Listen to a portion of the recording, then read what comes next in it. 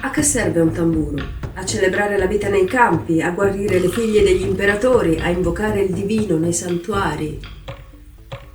A che serve un tamburo? A chiamare la pioggia nelle risaie, a segnare il passo dei samurai, a far vibrare il pubblico di un teatro. A che serve un tamburo? A trasformare il caos del mondo in ritmo pulsante, a raccontare storie senza parole, a liberare l'energia che sonnecchia nel ventre di noi tutti. Oggi ti porto nel Medioevo giapponese, nel tempio, nel santuario, a corte, nelle risaie, nel teatro e tra i demoni.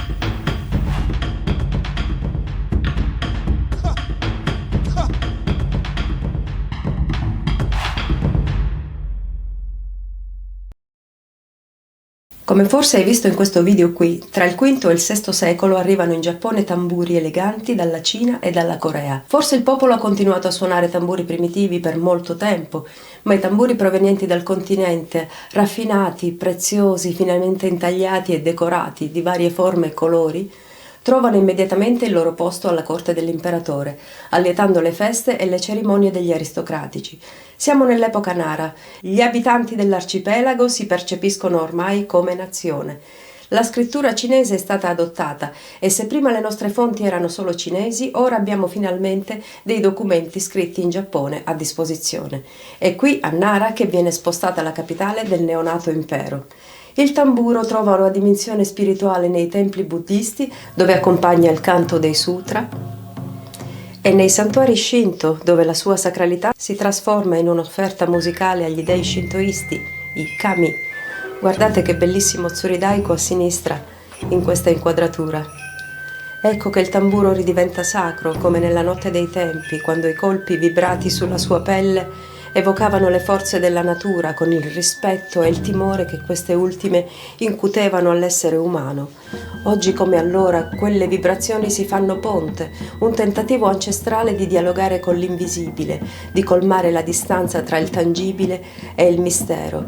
I tempi antichi non hanno cessato di esistere, sono sempre intorno a noi, è un mormorio che tutti gli animali e tutti gli alberi sentono e che gli umani non riescono a sentire, e tuttavia lo cercano, ne intuiscono la presenza. Nelle cerimonie il suono del tamburo squarcia brevemente la cortina tra il tempo presente e l'eternità.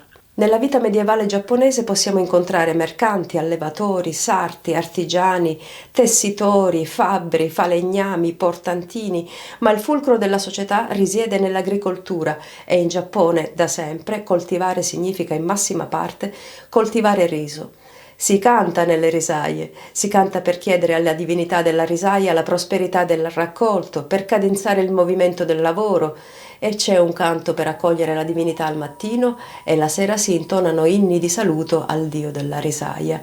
Gli strumenti musicali arrivati dal continente, che in principio erano appannaggio dell'aristocrazia e del clero, entrano nella vita del popolo ad accompagnare i canti e nascono veri e propri spettacoli campestri, dove i ritmi del tamburo e le danze rituali si intrecciano con il ciclo della semina e del raccolto. Nasce così il Dengaku, musiche della risaia, spettacolo che tra i contadini resterà semplice e legato al ciclo delle coltivazioni, tanto è vero che a un certo punto si assisterà a danze di lotta tra le forze del bene e quelle del male, laddove il male potrebbe essere la grandine, la siccità, qualcosa che rovini il raccolto. Qui il tamburo si chiama Kure Tsuzumi ed è legato al corpo con due cinghie. Se sentite un suono di cembali, invece, sono i danzatori che li fanno tintinnare con le loro mani, sono i dobyoshi. Il loro cappello si chiama Ichimegasa. In queste immagini potete vedere tra le altre cose la danza del leone, che è uno degli elementi atti a scacciare gli spiriti malvagi. La binzasara è uno strumento musicale composto di 108 pezzi di legno.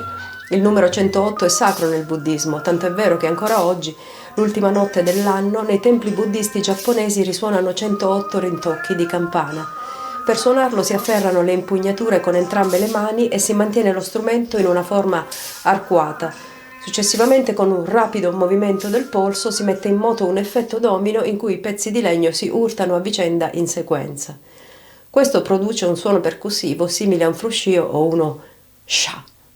La leggenda narra di un imperatore intorno al IX-X secolo che non sapeva più cosa fare per dare un po' di divertimento e distrazione alla propria figlia malata. La principessa infatti era molto malata e non aveva la forza di uscire dalla sua stanza.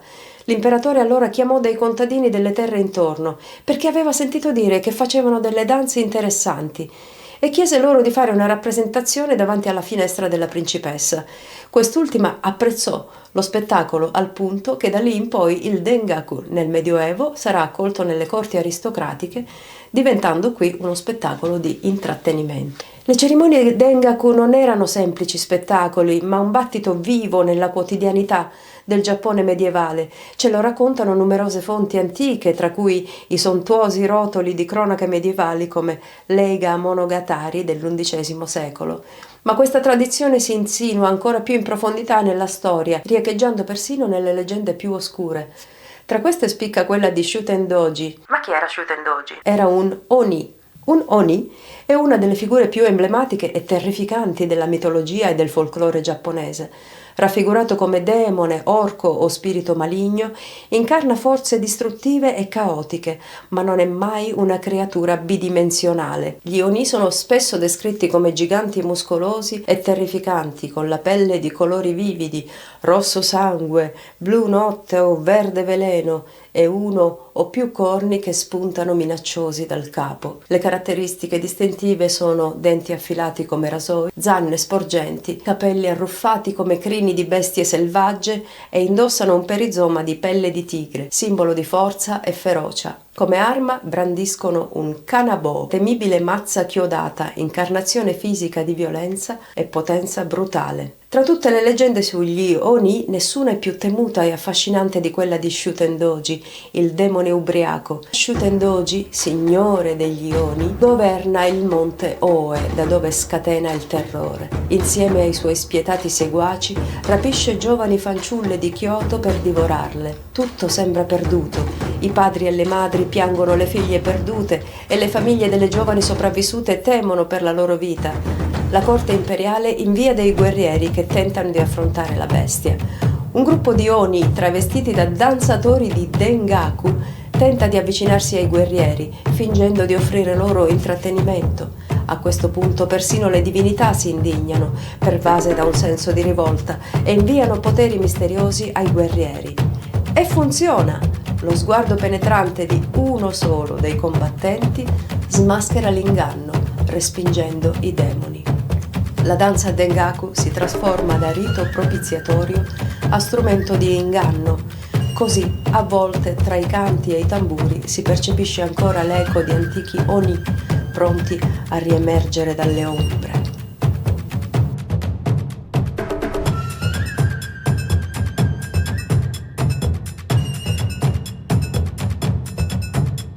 Dalla Cina viene importato qualcosa di simile al Dengaku, il Sarugaku, letteralmente musica di scimmie, una forma di intrattenimento simile al circo di oggi, che consisteva soprattutto in acrobazie, pantomime, giocolerie, imitazioni e danze accompagnate ovviamente da tamburi. E il Sarugaku è molto basato sulla comicità.